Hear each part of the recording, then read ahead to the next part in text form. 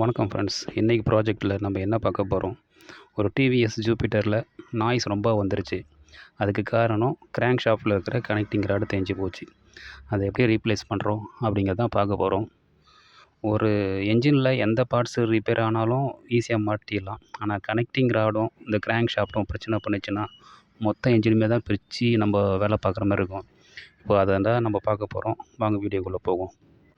Actually நான் என்ஜினை பிரித்து முடிச்சுட்டேன். இப்போ அசெம்பிள் பண்ணுறத மட்டும் தான் நம்ம பார்க்க போகிறோம். அசெம்பிள் பண்ணுறத பார்த்துட்டிங்கனாவே உங்களுக்கு பிரிக்கிறதுக்கான ஐடியா வந்துடும்.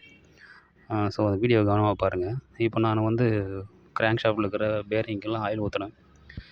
ஆயில் ஊற்றிட்டு ஃபிக்ஸ் பண்ண வேண்டியது தான். ஒவ்வொரு வாட்டியும் ஃபிக்ஸ் பண்ணதுக்கப்புறம் நம்ம கிராங்க் ஷாஃப்ட்டை சுற்றி பார்க்கணும், ஃப்ரீயாக சுற்றுதா இல்லையா அப்படின்ட்டு. ஃபஸ்ட் ஸ்டெப்பாக இந்த கிராங்க் ஷாஃப்ட்டை ஃபிக்ஸ் பண்ணிக்கிறேன்.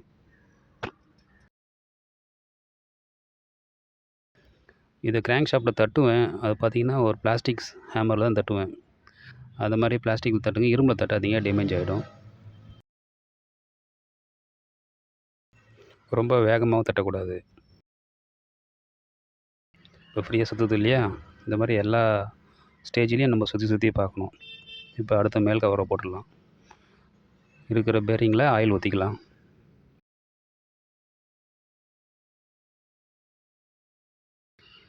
மேல் கவர் போடுறதுக்கு முன்னாடி இது வந்து பேஸ்ட்டு விற்கும். இந்த மாதிரி கடையில் நீங்கள் ஆட்டோமொபைல் கடையில் கேட்டிங்கன்னா கிடைக்கும். 50 ரூபா அந்த ரேஞ்சுக்கு தான் இருக்கும்.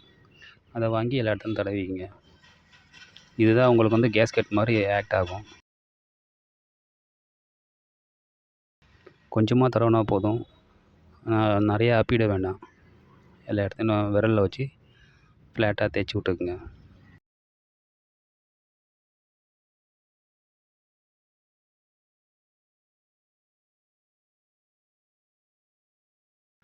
இந்த மேல் பகுதியிலையும் நீங்கள் பேஸ்ட்டை வச்சு தேய்ச்சி விட்டுடலாம்.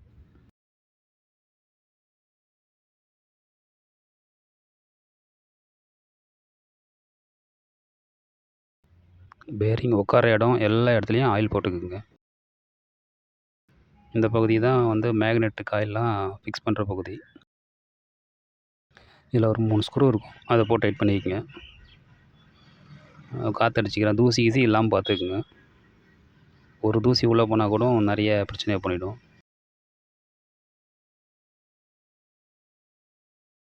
இப்போ இந்த ஆயில் பம்ப் பண்ணுற இடத்தாண்ட கிராங்க் ஷாஃப்ட்டில் இன்னொரு கியர் வந்து உட்காரும். அது ஃப்ரீயாக போகிறதுக்காக நான் ஆயில் ஊற்றிக்கிறேன். அந்த கியரை போட்டு மேலே ஒரு சர்க்கிளிப் போடணும். அந்த சர்க்கிளிப் தான் வந்து கியரை வெளியே வராமல் பார்த்துக்கும்.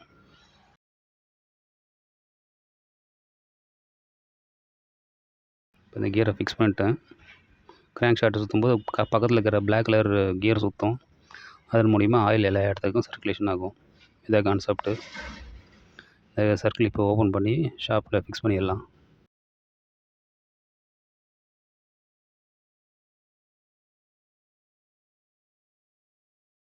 இப்போ மேலே கவர் வச்சு க்ளோஸ் பண்ணிடலாம். இதுக்கும் அந்த பேஸ்டிங்லாம் போடணும். எங்கெங்கே சுழலும் பகுதி இருக்கோ அங்கெல்லாம் க்ரீஸோ ஆயிலோ தடவிக்குங்க. இந்த ஓரிங் நான் பழசே தான் யூஸ் பண்ணுறேன்.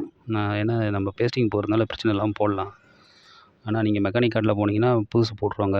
ஏன்னா திருப்பி நாளைக்கு கிள்ளி பார்க்கணும் அப்படின்னா பெரிய வேலை வைக்கும். அதனால் புதுசு போட்டு விட்ருவாங்க.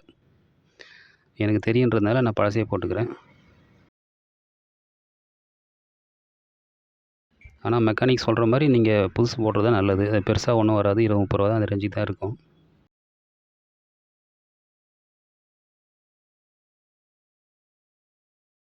இதுவும் அதே மாதிரி லொக்கேஷன் பார்த்து ஃபிக்ஸ் பண்ணிக்கங்க. நீங்கள் இதெல்லாம் எங்கேயுமே மாற்றவே முடியாது. மாற்றி வச்சா கூட ஸ்க்ரூவும் போகாது, உட்காரவும் உட்காராது. ஸோ கவலை இல்லாமல் நீங்கள் கண்ணை மூடிக்கிட்டு ஃபிக்ஸ் பண்ணிடலாம்.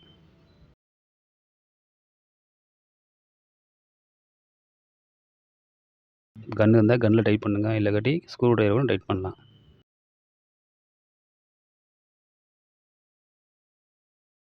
நான் கிராங்க் ஷாஃப்ட் சுற்றி பார்த்துக்கிறேன், ஃப்ரீயாக சுற்றுது. ஸோ ஓகே, இந்த சைடு ஓகே. இப்போது மேக்னெட் காயிலும் அதே மாதிரி தான் ஒரு காடி மாதிரி ஒன்று இருக்கும். அதுக்கு நேராக வச்சு ஃபிக்ஸ் பண்ணிட்டு 2 ஸ்க்ரூவை போட்டு விட்ருங்க. அதுக்கு மேலே மேக்னெட் வரும். அந்த மேக்னெட்டை நல்லா அந்த கீவியை பார்த்து ஃபிக்ஸ் பண்ணிக்கங்க. கொஞ்சம் ஜாக்கிரதையாக ஃபிக்ஸ் பண்ணுங்கள். ஏன்னா பிடிச்சி இழுக்கும் மேக்னெட்டு. விரலு கிரல உள்ளே விட்டு மாட்டிக்காதீங்க.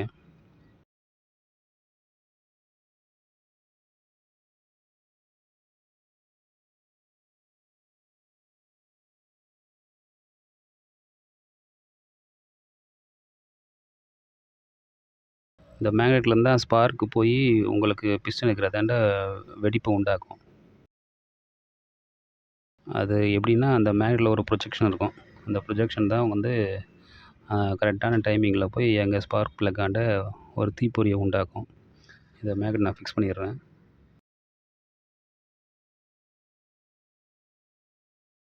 இப்போது வாஷர் போட்டு நட்டு போட்டு டைட் பண்ணிடலாம்.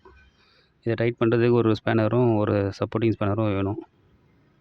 ஏன்னா எல்லா கடையும் சுற்றிட்டு இருக்கும். இந்த இரும்பு நம்மளே செஞ்சது தான். இதுக்கு ஸ்பெஷல் டூல்ஸ் வாங்கணும்னு அவசியம் இல்லை. வேணுன்னா நீங்கள் வாங்கிக்கலாம். 1 2 இரும்பில் நடுவில் ஓட்டையை போட்டு ஸ்க்ரூ போட்டு டைட் பண்ணிட்டீங்கன்னா உங்களுக்கு எக்ஸ் ஷேப்பில் வந்துடும் உங்களுக்கு. நான் சுற்றி பார்த்துக்கிறேன். இப்போ வந்து பிஸ்டன் டாப்பில் வைக்கணும்.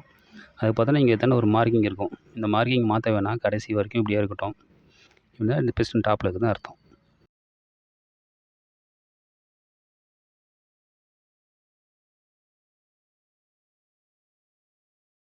இப்போ இந்த பிஸ்டனில் ஒரு 4 மார்க் பண்ணிக்கிறேன். இந்த 4 மார்க்கில் தான் பிஸ்டன் இங்கே வந்து ஓப்பன் பகுதி வரும். க்ளோஸ்ட் பகுதி இல்லாமல் ஓப்பன் பகுதி வரும்.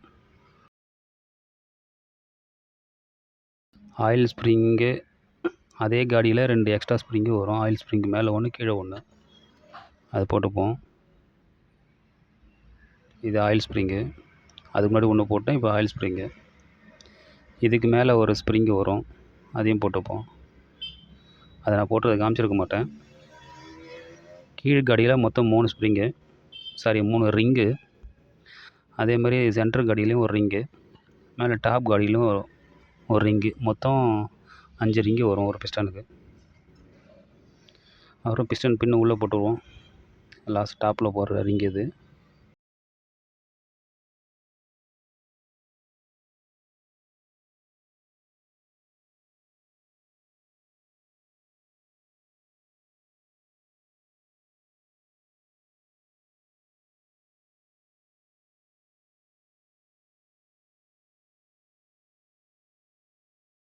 இப்போ போரை இன்சர்ட் பண்ணிக்கலாம். போர் போடுறது ஈஸி தான். இதையும் கொஞ்சம் ஜாக்கிரதையாக போடணும். கொஞ்சம் ஏடாகூடமாக போட்டிங்கன்னா பிஸ்டன் உடையத்துக்கு கூட வாய்ப்பு இருக்குது. அது மட்டும் இல்லாமல் கை மாட்டிக்கும். அதையும் கொஞ்சம் ஜாக்கிரதையாக போடணும். இந்த பின்னு வெளியே வராமல் இருக்கிறதுக்கு அது ஒரு ஓர்னிங் மாதிரி ஒன்று கொடுத்துருப்பாங்க இரும்பில். அதை காடியில் போட்டு அமுக்கினீங்கன்னா அந்த பின்னு வெளியே வராது.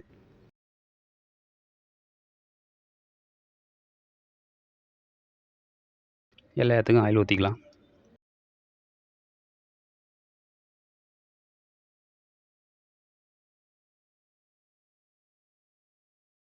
ஒரு க்ரீன் கலர் கேஸ்கெட் வரும். அதை முதல்ல போட்டுட்டு அதுக்கப்புறம் போரை போட்டுருவோம். கேஸ்கெட் எல்லாம் ஒரு கிட்டாகவே விற்கும் உங்களுக்கு. கடையில் போய் கேட்டிங்கன்னா வாங்கிக்கலாம்.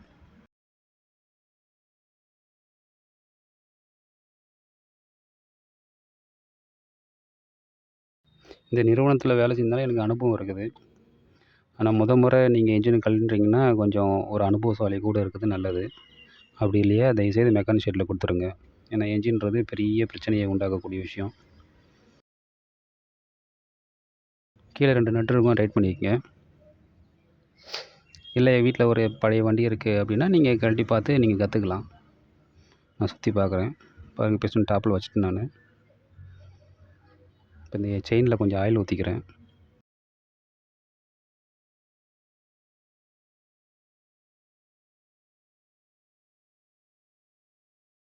செயின் ஓடுறதுக்குன்னு ஒரு காடி இருக்கும். அந்த காடியில் விட்டுட்டு கீழே கிராங்க் ஷாஃப்ட்டில் ஒரு கியர் இருக்கும். அதில் ஃபிக்ஸ் பண்ணிக்கங்க. செயினை மேலே வந்து ஒரு கம்பி போட்டு முடிச்சிக்கங்க. ஏன்னா லொடுக்குன்னு கீழே விழுந்துரும். அப்புறம் கை விட்டு எடுக்க முடியாது. நான் ஏர் அடித்து எல்லா இடத்தையும் சுத்தம் பண்ணிக்கிறேன்.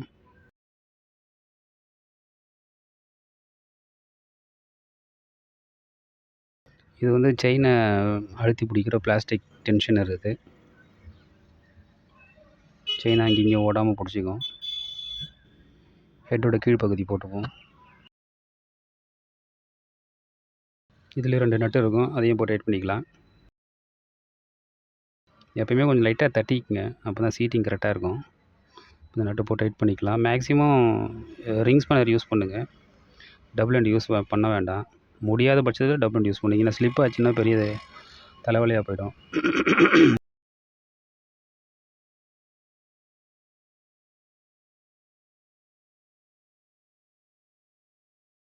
இப்போ நான் வந்து கீழ்ப்பகுதியில் நான் பேஸ்டிங் போட்டுக்கிறேன்.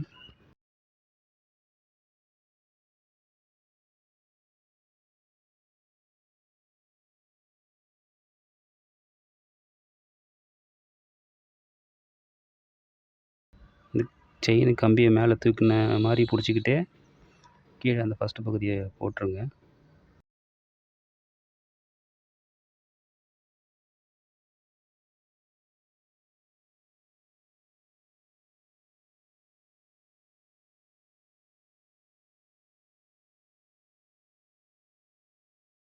கேம் ஷாஃப்ட் உட்கார்ற பகுதி, இந்த பகுதியில் நான் பேஸ்டிங் தடவிக்கிறேன். கேம் ஷாஃப்ட்டில் இருக்கிற பேரிங்க்கெல்லாம் ஆயில் ஊற்றிக்கிறேன். சப்போஸ் கேம் ஷாஃப்ட்டில் இருக்கிற பேரிங் ரிப்பேர் ஆச்சு, சத்தம் வருது அப்படின்னா அதையும் ரீப்ளேஸ் பண்ணிக்கோங்க. மேல் பகுதி கீழ் பகுதி ரெண்டுத்துலேயும் பேஸ்டிங் போட்டு தடவி விட்டுக்குவோம். இதுதான் ஆயில் வெளியே வராமல் பார்த்துக்கிறது. ஸோ கொஞ்சம் கவனமாக அந்த அரை வட்ட வடிவத்தில் இருக்கிற அந்த ஒரு மெட்டல் ரிங்கு ஒன்று வரும், அதை போட்டுக்குங்க.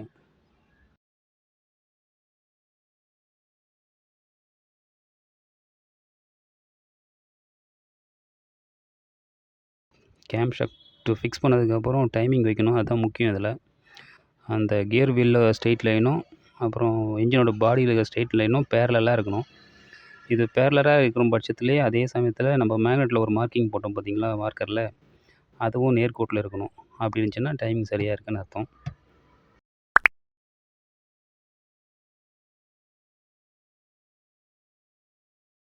இப்போ அந்த கியர் வெளியே வராமல் இருக்கிறதுக்கு ஒரு யூ ஷேப் வாஷர் ஒன்று இருக்கும், அதை போட்டு டைட் பண்ணிவிட்டு அந்த நட்டை அமுக்கி விட்ருங்க. ஏன்னா அப்போ தான் அது வந்து வெளியே வராமல் இருக்கும், நட்டு கழண்டாமல் இருக்கும்.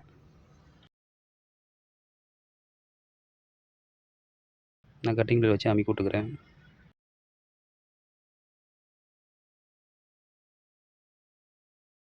அதுக்கப்புறம் மேல் கவர் வச்சு போட்டு விட்ற வேண்டியது தான்.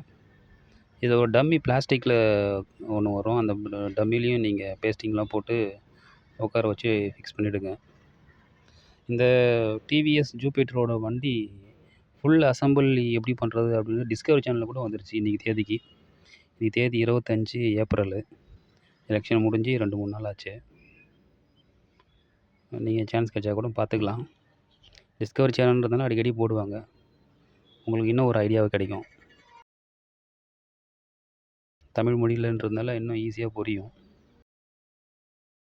இதில் ஒரு வாஷர் மட்டும் பார்த்தீங்கன்னா காப்பரில் செஞ்சுருப்பாங்க, அதில் ஆயில் வர பகுதி, அதையும் கரெக்டாக பார்த்து போட்டுக்குங்க. இப்போ இந்த டென்ஷனர் வந்து மேலே இழுத்து வச்சுட்டு அதுக்கப்புறம் 2 போல்ட்டை போட்டு டைட் பண்ணணும். இதுலேயும் பேஸ்டிங் போடணும். அந்த 2 நட்டை டைட் பண்ணிவிட்டு டெஸ்டரால் ரிலீஸ் பண்ணி விட்றணும். அப்போ தான் அது போய் டென்ஷனில் பிடிச்சிட்ருக்கும். ஸோ என்ஜின் சுற்றும்போது கலகலன்னு சத்தம் வரும் பார்த்தீங்களா, செயின் சத்தம், அது வராமல் தடுக்கிறது இந்த டென்ஷனரும். உள்ளே போட்டோம் பார்த்தீங்களா ஒரு பிளாஸ்டிக், அது 2த்தோட வேலையும் இதுதான். 2த்தையும் போட்டு டைட் பண்ணிடுறேன். இப்போ டென்ஷனை ரிலீஸ் பண்ணி விட்டுறேன் டெஸ்டரில்.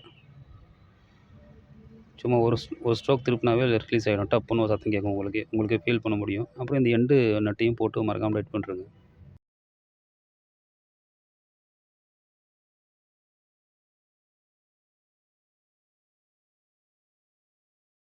அதுக்கப்புறம் நம்ம கிளச்சு சைடு வந்துடுவோம்.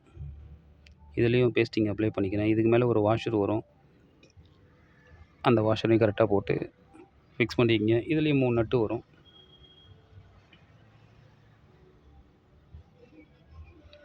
இதுதான் அந்த வாஷரு. இந்த ஓரிங்கை நான் பழசே தான் போடுறேன், புதுசு போடல.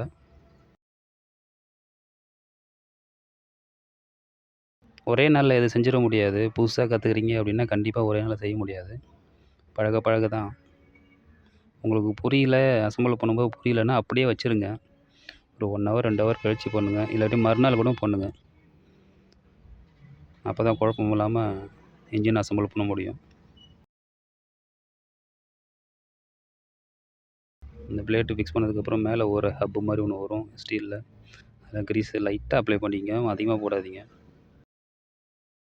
இப்போ வந்து ரோலர் அசெம்பிளியை ஃபிக்ஸ் பண்ணிவிடுவோம்.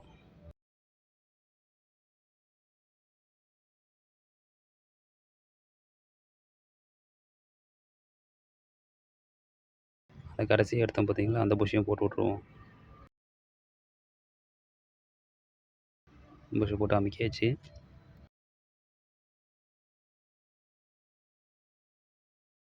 பெரிய கியரை டைட் பண்ண வேண்டியதுதான். இந்த நட்டு மட்டும் ஸ்பெஷல். இடது கை பக்கம் இருக்கிற மர லெஃப்ட் ஹேண்ட் த்ரெட்டு. அதனால் நீங்கள் நட்டை போட்டு லூஸ் தான் பண்ணணும். லூஸ் பண்ணிங்கன்னா டைட் ஆகிடும்.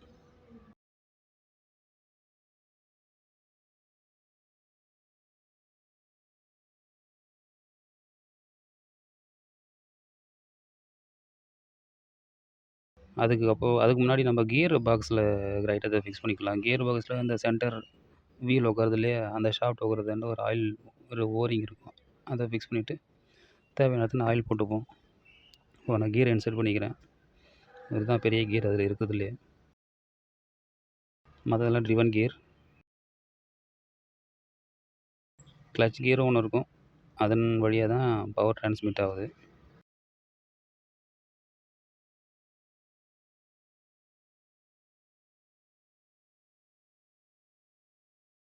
நான் வீடியோவில் எப்படி போடுறேனோ அதே மாதிரி போட்டுக்கங்க. அஃப்கோர்ஸ் உங்களுக்கு கழட்டும் போதே உங்களுக்கு தெரியும் எங்கெங்கே எது இருக்குன்னு. நீங்கள் மாற்றி போட்டால் கூட ஃபிக்ஸ் பண்ண முடியாது, உட்காராது உங்களுக்கு. ஸோ இது கேஸ்கெட் பேஸ்டிங்கை போட்டு அப்ளை பண்ணிப்போம்.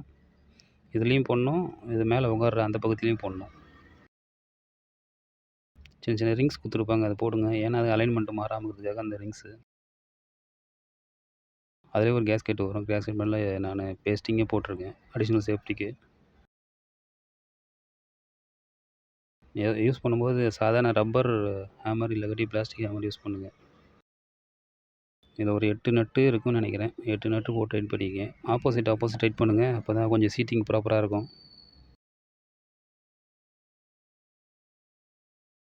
இதையும் சுற்றி பார்த்துங்க ஃப்ரீயாக சுற்றுதா அப்படின்ட்டு. எந்த ஒரு பார்ட்ஸுமே ஃபிக்ஸ் பண்ணதுக்கப்புறம் சுழலும் பகுதி நல்லா சுழல்கிறதா அப்படிங்கிறத நம்ம கன்ஃபார்ம் பண்ணிக்கணும். இந்த கிளட்ச் அசம்பிளி பெல்ட்டோட நான் வச்சுருக்கேன்.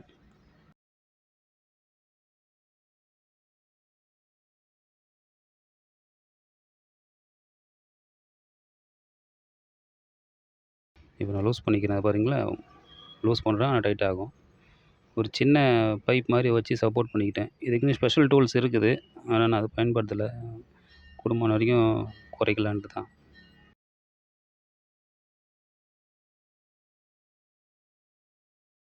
அதுக்கப்புறம் கிளட்ச் ஷூவில் கொஞ்சம் தேய்மானம் இருந்துச்சுன்னா கொஞ்சம் லைட்டாக எமரி ஷீட் போட்டு காற்றடிச்சு விட்டுக்குங்க. ஏன்னா தூசி உள்ளே இருக்கக்கூடாது.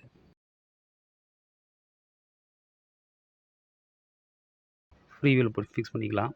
இது ஃபிக்ஸ் பண்ணும்போது நம்ம பழசாக யூஸ் பண்ணோம் பார்த்தீங்களா, ஒரு வி ஷேப் இரும்பு, அதை வச்சு தான் டைட் பண்ண போகிறேன்.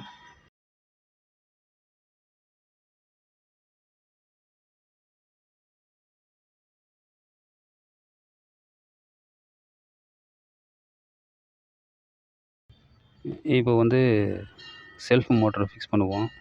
செல்ஃப் மோட்டரில் ஒரு நட்டு மட்டும் டைட் பண்ணிக்கலாம், ஒரு நட்டு லூஸாக வச்சுக்கலாம். ஏன்னா வண்டி பாடியில் ஃபிக்ஸ் பண்ணும்போது பேட்டரியோட நெகட்டிவ் டெர்மினல் அங்கே தான் வந்து சீட்டிங் ஆகும். அதனால நான் கொஞ்சம் எமரி ஷீட் போட்டு தேய்ச்சிக்கிறேன், கான்டாக்ட் நல்லா கிடைக்கும் அப்படின்றதுக்காக.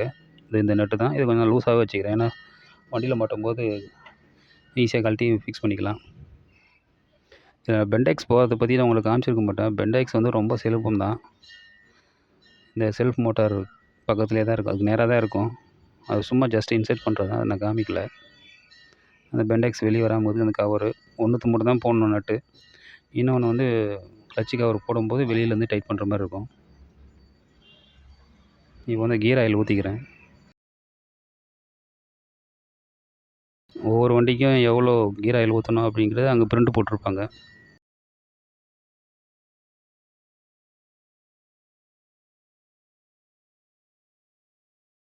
அதிகமாகவும் ஊற்றக்கூடாது, குறைவாகவும் ஊற்றக்கூடாது. சரியான அளவில் ஊற்றிக்கணும். நான் இப்போ வந்து மேக்னெட் சைடை வந்து அந்த ஃபேன் பிளேடை ஃபிக்ஸ் பண்ண போகிறேன். அந்த பிளேடு சுற்றும் போது ஹீட்டை ரெடியூஸ் பண்ணும். அதுக்காக தான் அந்த பிளேடோட ஃபங்க்ஷனு. இதுதான் அந்த ஃபேன் பிளேடு. இதுக்கப்புறம் அதுக்கு மேலே சேஃப்டிக்கு இருக்கிற பிளாக் கலர் கவர் போட்டுட்டிங்கன்னா என்ஜின் அசம்பிளி ஓவர். இன்னொரு வீடியோவில் இதோட தெளிவாகவும் போடுறேன் வீடியோவை, அதை பாருங்கள். இதற்கப்புறம் ஒரு வீடியோ போடுவேன், அதில் தெளிவாக வண்டியிலேருந்து கழட்டினது, என்னென்ன பார்ட்ஸ் எல்லாம் அதில் ஃபிக்ஸ் பண்ணியிருக்காங்க, வேறு எந்த பொருளெல்லாம் போகும் அப்படின்ற ஃபுல் வீடியோவை நான் போடுறேன். இதுக்கப்புறமும் நிறைய விஷயங்கள் இருக்குது. டயர் மாட்டணும், என்ஜின் ஆயில் ஊற்றணும், செல்ஃப் மோட்டார் ஃபிக்ஸ் பண்ணணும், அப்புறம் ஏர் ஃபில்ட்ரு இதெல்லாம் ஃபிக்ஸ் பண்ணுறதெல்லாம் அடுத்த வீடியோவில் பார்ப்போம்.